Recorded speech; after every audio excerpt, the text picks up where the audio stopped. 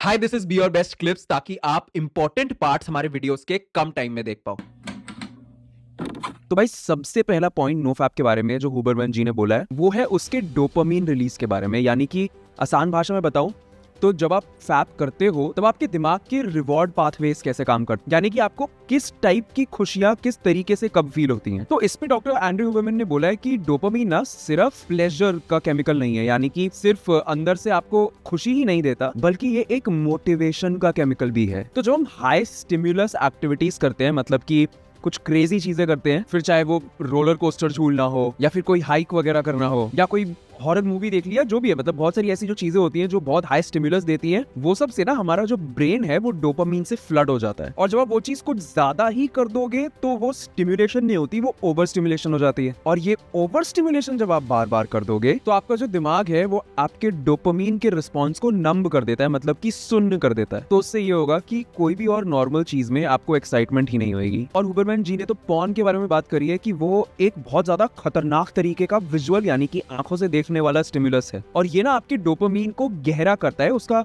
Supply नहीं बढ़ाता है। इसका मतलब ये है कि आपका ब्रेन ज्यादा डोपामीन रिलीज करना सीख जाता है। लेकिन रियल लाइफ की विंस में, रियल लाइफ की जीत में, जैसे कि रिलेशनशिप्स, उसमें वो सेम लेवल का एक्साइटमेंट नहीं देता। जिसका मतलब है कि आपको डेली लाइफ की चीजों से डोपामीन ही हिट नहीं हो रहा होता तो आपकी लाइफ में कुछ भी करने की मोटिवेशन ही कैसे बचेगी। लेकिन अब ये सुन के तो ऐसा लगेगा ना कि अगर आप नो फैप करोगे या फिर ये एक महीने के लिए जो नो नट नवंबर चल रहा है वो भी करोगे तो आप अपने ब्रेन के डोपामीन सिस्टम को रीसेट कर सकते हो। और रिसर्च यही कहती है कि डोपामीन रीसेट होने से आप छोटी छोटी चीजों में भी मोटिवेशन और प्लेजर फील कर सकते हो, और इससे प्रोडक्टिविटी और फोकस दोनों बढ़ेगा। लेकिन अब मैं आपको एक बड़ा इंटरेस्टिंग फैक्ट बताता हूँ। बहुत एक्सपर्ट्स ने ऐसा बोला है कि ऐसा कोई साइंटिफिक प्रूफ नहीं है जो ये दिखाता है कि मास्टरबेशन से डोपामीन लॉन्ग टर्म डैमेज होता है। बल्कि एक्सपर्ट्स तो ये कहते हैं कि फैपिंग यानी कि मास्टरबेशन एक बहुत ज्यादा नेचुरल प्रोसेस है जो कि एक्चुअली स्ट्रेस रिलीव करता है, साथ में आपकी स्लीप की क्वालिटी बेटर करता है, और इन सब से तो मोटिवेशन बढ़ती है भाई। लेकिन भाई ये तो बड़ा कंफ्यूजिंग है क्योंकि आधे एक्सपर्ट्स कह रहे हैं कि मोटिवेशन कम करता है, आधे कह रहे हैं कि मोटिवेशन बढ़ाता है। तो भाई फंडा ये है कि एक्सपर्ट्स ने ये बोला है कि ये डोपामीन की प्रॉब्लम तब आती है जब आप कंपल्सिवली एडिक्टेड होते हो। जिसका मतलब ये है कि अगर आप रोज ही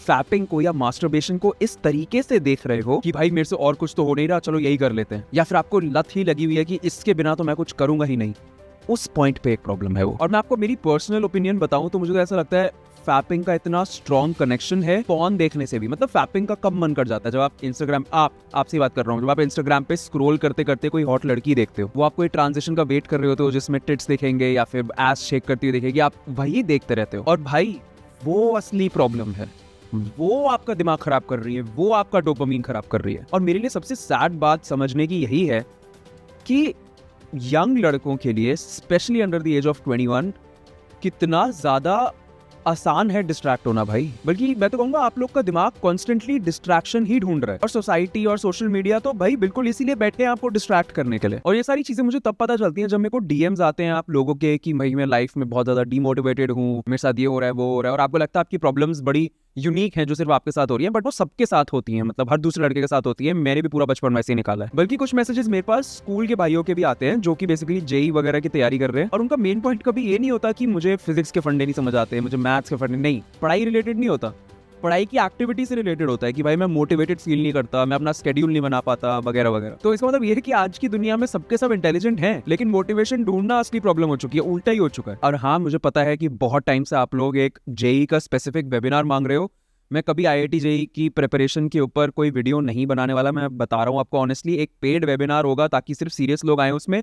अगर मैंने जेई का वीडियो इस चैनल पर डाल दिया तो एल्गोरिथम को लगेगा कि मैं जेई पढ़ाने वाला चैनल हूँ, इसलिए मैं नहीं डालूंगा। बहुत जल्द सारी डिटेल्स आपको मिल जाएंगी अगर आप डिस्क्रिप्शन में दिए हुए गूगल फॉर्म को फिल कर दोगे तो subscribe to be your best clips and be your best main channel.